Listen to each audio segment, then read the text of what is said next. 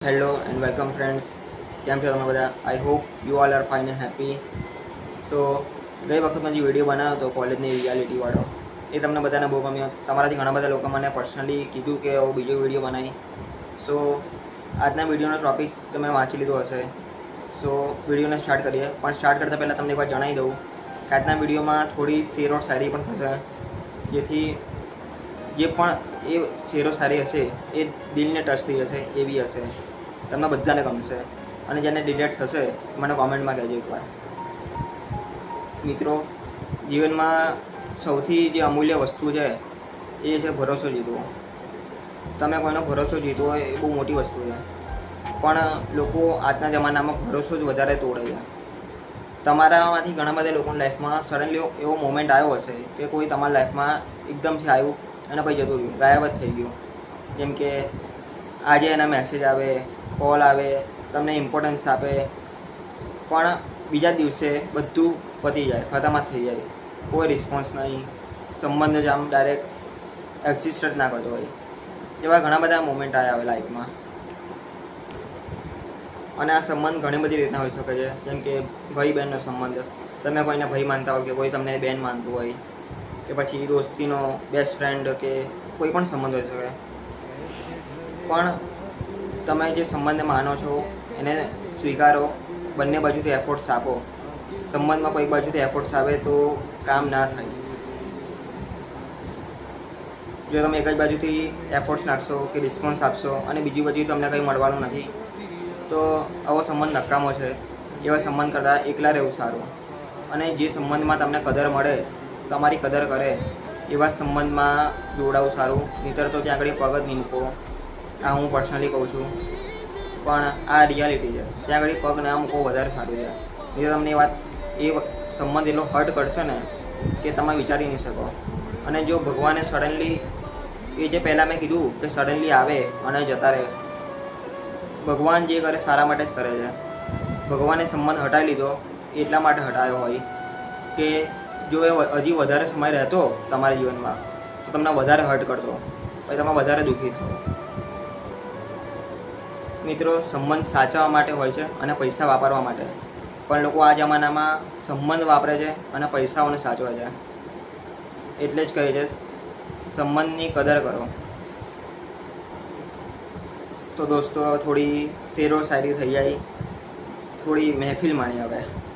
પણ આ બધી શેરો શાયરી દિલને ટચ થઈ જશે એવી હશે, અને આમાંથી ઘણી તમને રિલેટ થશે પોતાના જીવનથી. સો સ્ટાર્ટ કરીએ અહીંયાથી આપણો શાયરી સ્ટેશન.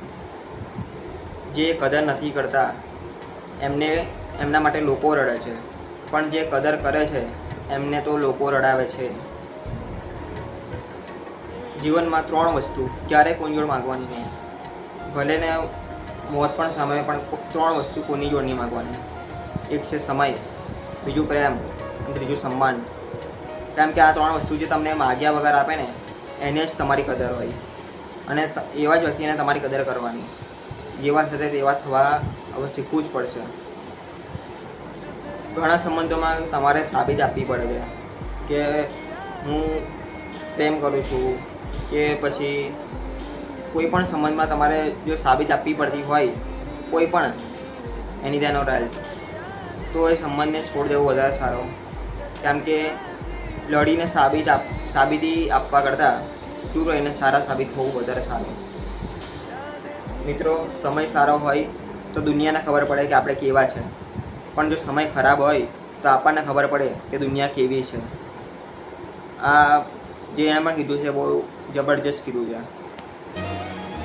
મિત્રો, હવે જે શાયરી સુનાવવા જાઉં છું એ તમને બધાને રિલેટ કરશે ને કરશે 110%. અને આ સાંભળીને ઘણા બધા હોઈ શકે રડી પણ શકે.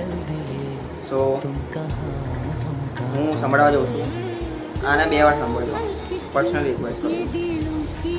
આંખો તળાવ નથી તો પણ ભરાઈ આવે છે, દિલ કાચ નથી તો પણ તૂટી જાય છે, અને માણસ ઋતુ નથી તો પણ બદલાઈ જાય છે. જીવનમાં ક્યારે પણ એકલા ચાલવાની જરૂર પડે તો ચાલી લેજો, ગભરાશો નહીં. ફરી કહું છું, જીવનમાં ક્યારે પણ એકલા ચાલવાનું આવે તો ગભરાશો નહીં, જેમ કે માણસ સ્મશાન શિખર અને સિંહાસન પર એકલો જ બેસે છે, એકલો જ આવે છે. પીઠની જેમ છે, લોકોને તો દેખાય પણ પોતાને કોઈ દિવસ ના દેખાય. આજકાલના દોસ્તોની હાલત એ છે कि महफिल में चल रही थी बुराई हमारी, हम पहुँचे तो बोले बड़ी लंबी उम्र है तुम्हारी. वाह वाह. જિંદગીમાં તમે કોઈને કંઈ પણ આપો તો હિસાબથી આપજો, કારણ કે પ્રેમ અને ભોજન જો વધારે આપવામાં આવે ને તો લોકો છોડીને જતા જ રહે છે, અને અધૂરું ભોજન કોઈને ફાવતું નથી. Always be ready to survive alone. Always be ready to survive alone because some people suddenly change. Today you are something to them, but tomorrow you are nothing to them. And this is the reality of life of everybody. जो सबका भला करते हैं वो अक्सर चले जाते हैं. पेड़ गाँव में ही रह जाते हैं और फल शहर चले जाते हैं. दोस्तों, હવે છેલ્લી વાત કહેવા માગું છું, જીવનમાં જ્યારે પણ કોઈ તમને કહે કે તું બહુ ગુસ્સાવાળો છે, કે તું ગુસ્સો બહુ કરે છે, બહુ જલ્દી ગુસ્સો થઈ જાય છે, હું કહું છું ગુસ્સાવાળો માણસ સારો, કારણ કે દિલનો સાફ હોય છે. મેં દર વખતે જૂઠાઓને હસતા જોયા છે. એટલા માટે છેલ્લો શેર કહેવા માગું છું, પછી વિડીયોનો અંત લાવીએ આપણે. वक्त का पता नहीं चलता अपनों के साथ, लेकिन अपनों का पता चल जाता है वक्त के साथ. दोस्तों, આમાંથી ઘણી બધી શાયરી તમને તમારા દિલને ટચ થઈ ગઈ હશે, આઈ હોપ. મને જે ઠીક લાગ્યું એ મેં કર્યું.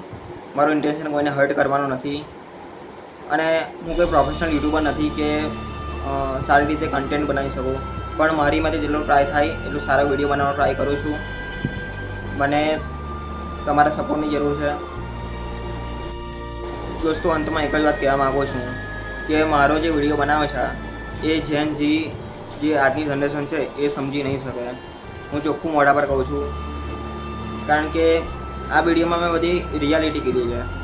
આ વિડીયો આઈનો છે અને તમને જે દેખાશે એ સચ્ચાઈ છે. હવે